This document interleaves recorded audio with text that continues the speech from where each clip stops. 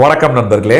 இன்னைக்கு நான் முக்கியமான ஒரு தகவல் வச்சிருக்கேன் உங்களுக்கு சொல்றதுக்கு. ஸோ முடிஞ்ச அளவுக்கு ஸ்கிப் பண்ணாம வீடியோ பாருங்க, அப்பதான் உங்களுக்கு புரியும்.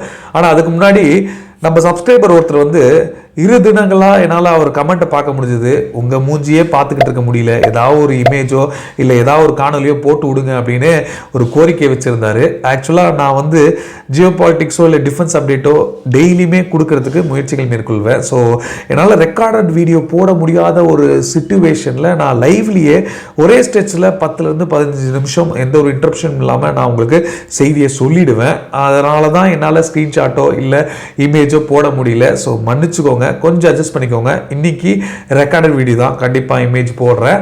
ஸோ ஃபர்ஸ்ட் என்ன பார்க்க போகிறோம் அப்படின்னா, பிரதமர் மோடி அவர்கள் ஆர்டிகல் 370 ரிவோக் பண்ண பிறகு காஷ்மீருக்கு முதல் முறையாக பயணம் மேற்கொண்டிருக்காரு. இது ஒரு பொலிட்டிக்கல் ரேலி தான், இருந்தாலும் அங்கே நிறைய மாற்றங்கள் பார்க்க முடிஞ்சதுங்க. அந்த வீடியோலாம் பார்த்தீங்கன்னா நிறைய பேர் அவங்க இந்த மீட்டிங்கில் கலந்துக்கிட்டாங்க, லோக்கல்ஸ் கலந்துக்கிட்டாங்க.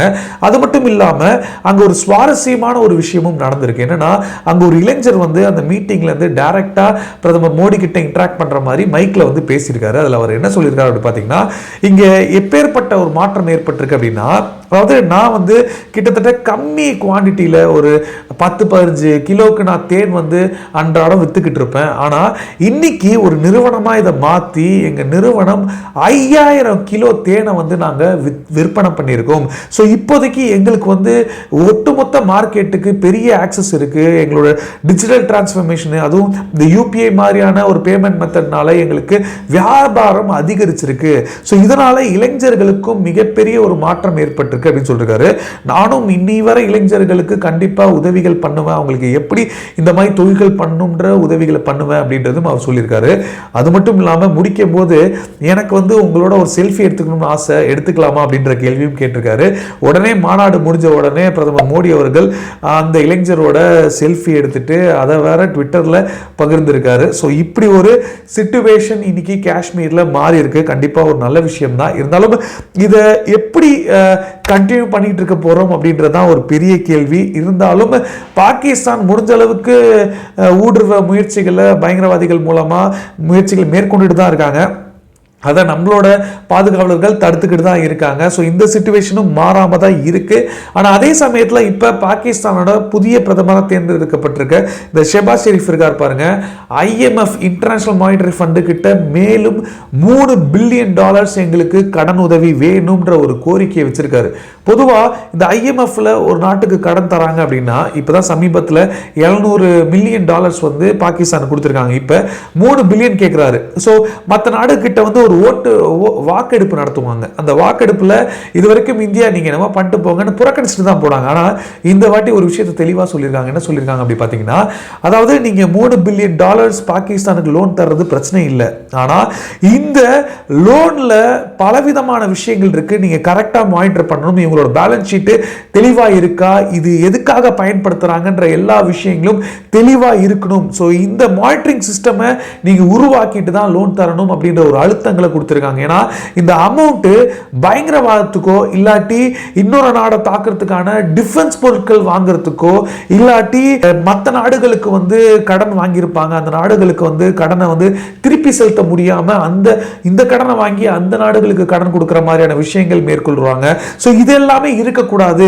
ஸோ இதை தெளிவா மானிட்டர் பண்றீங்கன்னா நீங்க கடன் கொடுக்கலாம்னு இந்தியா இந்த வாட்டி IMFக்கு அழுத்தங்கள் கொடுத்திருக்காங்க. ஸோ இதை எப்படி IMF செயல்படுத்த போறாங்க அப்படின்றது நம்ம பொறுத்திருந்து தான் பார்க்கணும். ஸோ இது ஒரு பக்கம் இருக்க, இப்ப இன்னொரு ஒரு சூப்பரான ஒரு விஷயம் நடந்திருக்கு. பிரதமர் மோடி அவர்கள் அருணாச்சல் பிரதேசுக்கு மார்ச் 9 பயணம் மேற்கொள்ள போறாரு சொல்லியிருக்காங்க. இதுவரைக்கும் நம்ம பேசிட்டு இருக்க நேரம் வரைக்கும் எந்த ஒரு ஸ்டேட்மெண்ட்டும் சைனா தரப்புல இருந்து வரல. ஆனா பிரதமர் மோடி அவர்கள் அங்க பயணம் மேற்கொள்றதுக்கான ஒரு முக்கியமான காரணம் என்னன்னா, சேலா டனலை ஓபன் பண்ண போறாரு, இனாகிரேட் பண்ண போறாரு அப்படின்ற விஷயங்கள் சொல்லியிருக்காங்க. நாட்டுக்கு அர்ப்பணிக்க போறாரு அப்படின்றத தெரிவிச்சிருக்காங்க. ஸோ 2019 பிப்ரவரி மாதம் இதுக்காக அருணாச்சல் பிரதேசத்தில் அடிக்கல் நாட்டினாரு.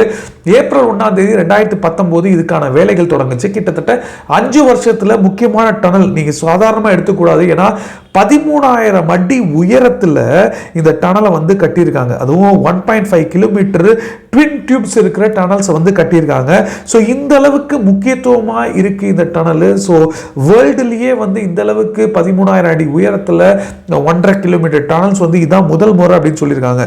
இது மட்டும் இல்லாமல் இந்த தவாங் செக்டாருக்கு, அதுவும் குறிப்பாக எல்ஐசிக்கு வந்து நம்மளோட பாதுகாவலர்கள் ஈஸியாக உடனடியாக வந்து படைகளை வந்து அந்த டனல் வழியாக கொண்டு போய் சேர்க்க முடியும்.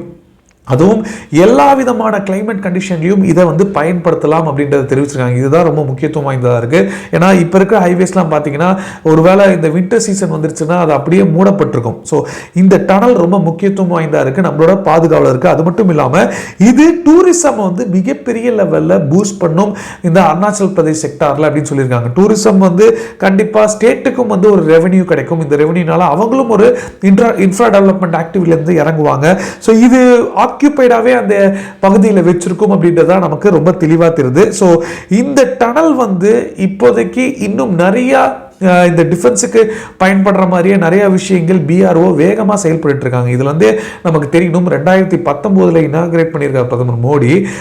அதுக்குள்ளே கரெக்டாக 2020 வந்து எப்படி டோர் ஸ்டெப்பில் வந்து நின்றாங்க பார்த்தீங்களா. ஸோ இதுதான் சைனா வந்து கரெக்டாக மானிட்டர் பண்ணி இந்த வேலைகளை வந்து தொடங்கியிருக்காங்க. இந்தியா வந்து கண்டிப்பாக ஏதோ ஒரு திட்டங்கள் வச்சுருக்காங்க. ஸோ கண்டிப்பாக பின்வாங்க மாட்டாங்க. அதனால தான் கரெக்டாக இந்த மாதிரி பதட்டங்கள் கொடுத்தாங்க. இருந்தாலும் கொஞ்சம் பின்வாங்கிட்டாங்க. முழுமையாக இன்னும் பின்வாங்க அப்படினாலும் பேச்சுவார்த்தைகள் ஒரு பக்கம் போயிட்டு தான் இருக்கு.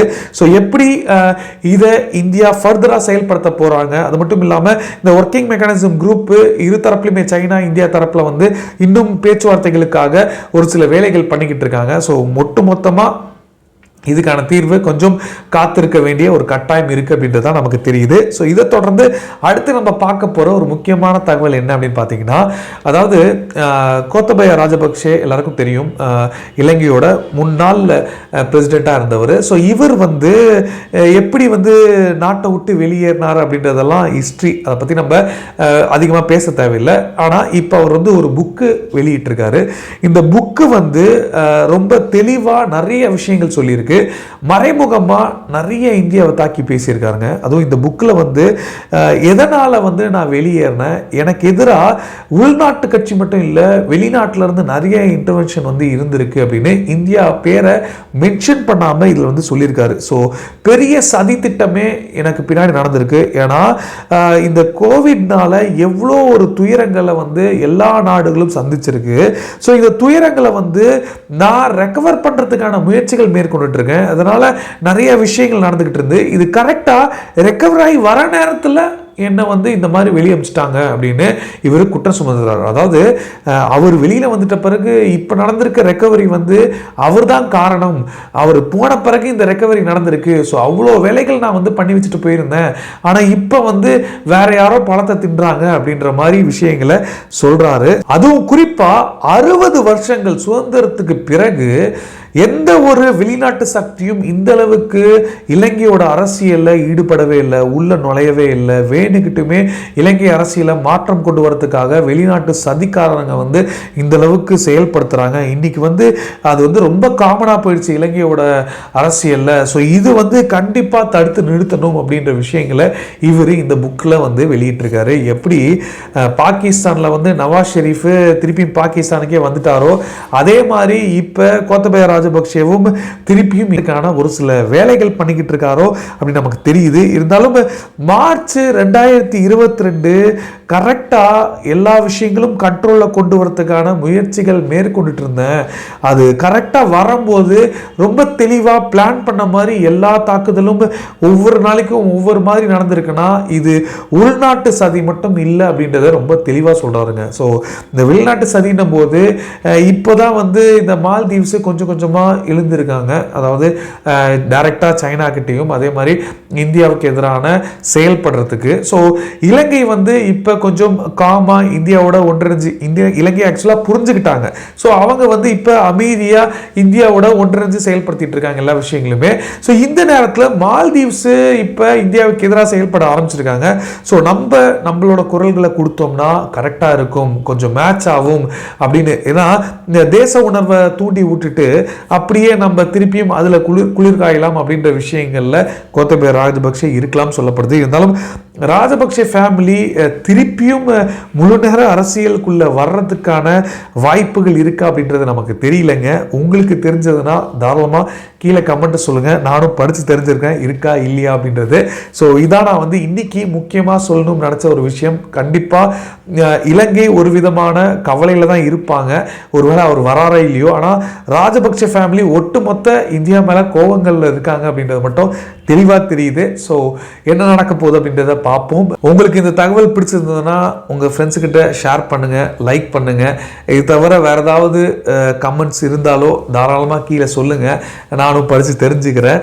ஸோ கடைசி வரைக்கும் இந்த வீடியோ பார்த்த அனைவருக்கும் நன்றி. ஜெய்ஹிந்த், பாய்.